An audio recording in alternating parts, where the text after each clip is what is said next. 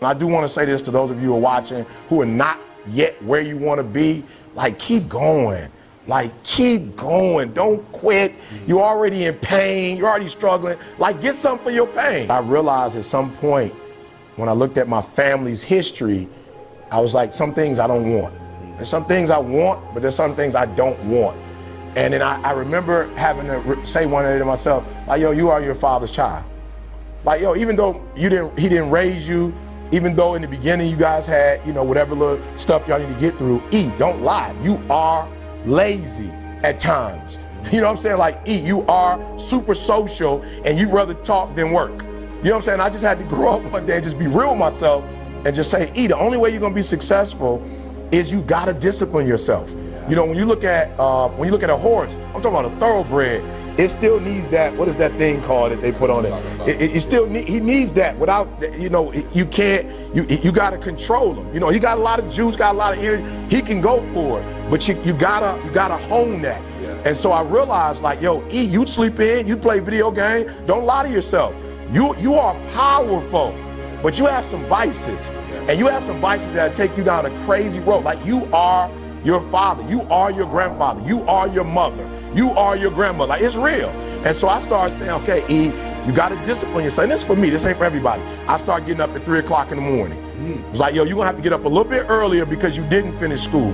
You didn't take care of your business. So you can't get up the same time another man who gets up, who handle his business. So you need to get up at 3 if you're gonna catch the greats. You got to get up at 3. You got to go to bed earlier. This is why I said I never drank or smoked, because the men in my life who did it were extremists. I had an uncle who died, cirrhosis of the liver.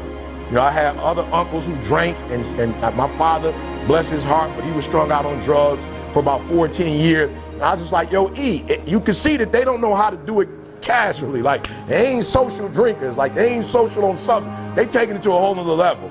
And so for me, it was like, you got to discipline yourself. You're not gonna die if you never know what alcohol tastes like. But if you taste it, you might have the same experience they had. So you just gotta discipline yourself. I do vegan most of the time, you know what I'm saying? And I tell people all the time, I love fried chicken. I love macaroni and cheese. I love a lot of dessert. But in my family is diabetes. So it's like, yo, if you do what they do, then you're gonna get the results they got. So chicken is good, and macaroni and cheese, the way my grandma make it, is great. And yes, the pound cake is phenomenal. But if you want to be with Dee for the next 30, 40 years, and you want to be able to walk, you know what I'm saying? You don't want to be on the cruise. I was just on the cruise, and a couple people, was on the motor scooter, you know what I'm saying? People with the canes and the walkers. And I'm not mad at them. But I'm like, I don't want that. I want to be able to walk at 60, at 70. I want to be independent at 80 if I can be. So I'm going to have to make some sacrifices now for the long run. Whatever it is I say I want it like air. And air is one of those things that, because people always say, well, why you say air? Like, why you even say, because you go without that for a few seconds, my friend, it's a wrap. It's done. So there are people who want stuff, but you kind of want it. Or you want it bad, but you don't want it as bad as you want to breathe. So to me, obsession is wanting something so bad that, I go to bed with it, I wake up to it, I make whatever sacrifice, I grind. Like, it's like I can't live without it. And so there are people who fantasize, romanticize about stuff, but like they're not obsessed with it. So when they say fried chicken or the salmon, I'm like, I don't really like salmon like that, but salmon. Or the vegan burger, all right, give me the vegan burger. Wow. That's not what I want to eat, but I'm obsessed with Didi's health. I'm obsessed with our marriage. I'm obsessed with the love. I'm obsessed with her. So I'll do whatever it takes. That's what obsession means to me. Not saying it or dreaming or offending, but I'll do whatever it takes to make that dream become a reality. As I've been, speaking for over 20 years, I study people. And I'm like, yo, my man graduated magna cum laude, summa cum laude. Why is he broke? Right. I'm just like, I was confused. I'm thinking if I was that smart, it would seem like I would just own half the world. Exactly. But what I realized is it doesn't make a difference if you're smart, born in a wealthy family, born broke. I realized what makes people different is the energy level that they have, and the energy level is because of what's driving them. You feel me? So if you got a Ford Focus, that's a baby engine. It's nothing wrong with a Ford Focus. It's just a baby engine. And when I was coming around here, I could tell it's not gonna make it, in all these neighborhoods right here. You know what I'm saying? But when you look at an F-150, that engine it can pull a lot. You can put bricks in there. You can construction. You can, if you snowboard, whatever you want to do, you can put a vehicle on that sucker and drive it. because of the engine. And so what I try to explain to people is like, yo, you gotta understand that if you got these big old dreams with these little small engines, you got these big old dreams with AA batteries, bruh. Big old engine, big old dreams with a D battery. You can't power nothing with that.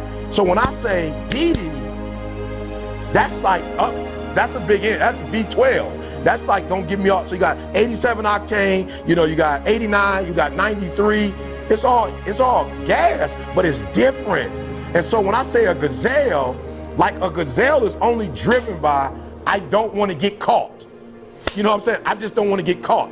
So when you're running because you don't want to get caught versus you chasing because you got to feed your you got cubs, it's just a difference. So after running for so long, first of all, I didn't have no plans on running. So that's number one. Like, I didn't have no plans on running. So now you got me running when I didn't have no plans on running. So guess what? After so long of running and you still behind me, I'm about to give up because I didn't have no plans on running. So now it's like I'm running. I'm looking at you and you still behind me. And I'm just like, you know what? Since I'm not running toward nothing anyway, I just get weak and give up. But if I'm running towards you and saying, my wife got to eat, my son got to eat, my daughter got to eat, and they not going to make it if I don't come back with something, then I'm not going to stop until I get that thing. So that's why I'm saying, like, yo, what's pushing you? What's driving you? And if the right stuff ain't look, you can't come back to Didi and say, yo, D, I'm sorry, I ain't catch nothing today. You can't say that to Didi. Didi don't want to hear it. Didi like, all right, go back out again then. Don't come back until you get it. And because I want to be with her, I'm like, Gazelle, it's just a matter of, look, I don't even have to be strong. I'm just gonna keep running and you gonna stop sooner or later, and I'm not gonna stop. Dream big, but get small wins though. Okay. You know what I'm saying? You can dream big, but get the small wins. Okay. And those small, I never forget hearing John Elway speak once. You know, John Elway was like, yo, I became great by being good over a long period of time.